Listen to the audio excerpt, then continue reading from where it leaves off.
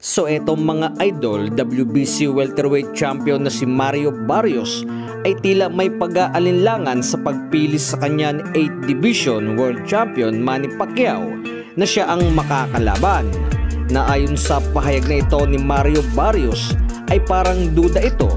Aniya ay masaya naman daw ito dahil sa alam daw ni Pacquiao na kung sino siya at dahil sa gusto siyang makalaban ay malaking karangalan daw ito kay Barrios. Subalit may katanungan ito sa isipan na hindi daw nito nalalaman na kung respeto daw or binabastos na siya nang dahil siya ang pinili na makalaban. Na sa huling pahayag ay naniniwala ito na magiging maganda ang lahat na para sa isang boxing event. Well idol, base na rin sa naging pahayag na ito ni Mario Barrios ay tila nagdududa ito sa pagpili ni Pacman na siya ang nais na makaharap, kung saan ngay mas bata ito kay Pacman ng halos ilang taon sa edad nito na 30 years old,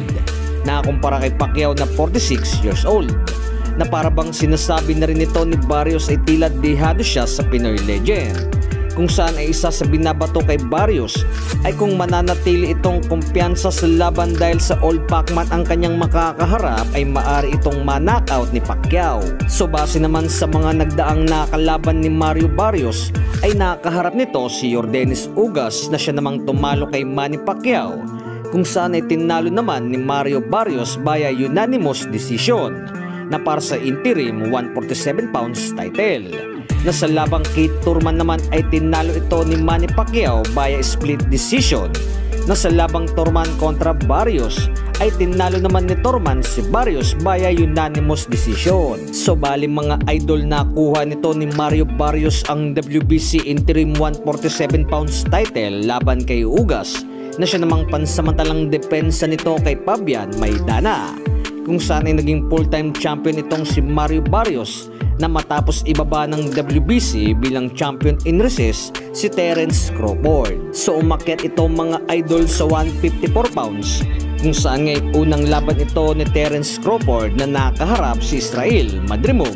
na nakuha naman ni Crawford ang panalo sa WBA Junior Middleweight World Title Belt.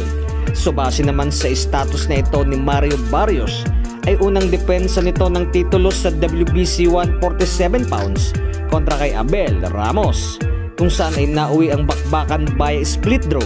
na para sa aking opinion naman mga idol, na ewan ko na lamang sa inyong mga opinion, na sa mga nakalaban na ito ni Mario Barrios ay pawang malakas na nakaharap ay si Tank Davis at si Keith Thurman. So pangalawang depensa ito ni Mario Barrios kontra kay Manny Pacquiao, kung kaya't marahil ay hindi maalis sa isipan nito ang isang katanungan kung bakit siya ang napiling kalaban ng People's Champ, na sa nangyaring laban nito kay Ramos ay bumagsak itong si Mario Barrios, na paano na lamang kaya kung kay Manny Pacquiao. So malapit na ang bakbakan na ito mga idol at abangan na lamang.